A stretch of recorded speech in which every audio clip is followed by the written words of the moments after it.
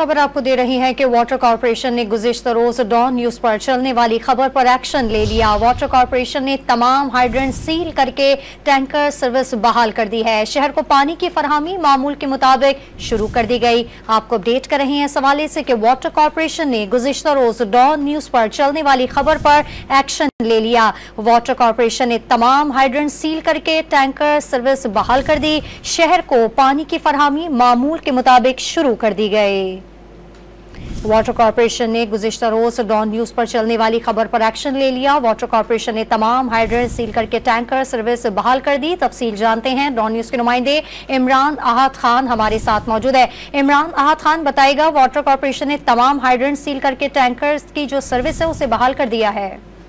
जी बिल्कुल, देखिए don news की खबर नशर हुई थी जिससे ये बड़ा एक्शन लिया गया है। वाटर बोर्ड की जानिब से वाटर कॉर्पोरेशन ने हाइड्रेंट की जो सर्विस है वो बहाल कर दी है।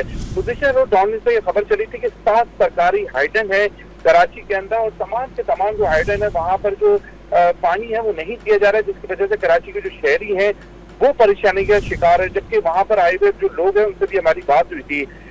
जबकि वाटर बोर्ड का ये मौके था कि इलेक्ट्रिक की जो बिजली की जो बंदिश है उसके बाद जो बड़ी मरकजी लाइन है 72 इंच की वो डैमेज हुई है और उसको सही किया जा रहा है। मगर इसके साथ ही फौरी तौर पे आज वाटर बोर्ड की जानिब से जो पहले मरहले में जो तमाम हाइड्रेंट है सरकारी जो 7 हाइड्रेंट है उनकी जो है वो बिजली बहाल कर दी गई है और तमाम के तमाम हाइड्रेंट को हिदायत की है कि पहले जो पब्लिक के मैसेजेस आ रही है, पब्लिक जो आ रही है उनको फौरी तौर पे पानी दिया जाए। जी, कराची को पानी की फराहमी मामूल के मुताबिक शुरू कर दी गई। तफसील अपडेट कर रहे थे इमरान अहद खान, आपका बहुत शुक्रिया।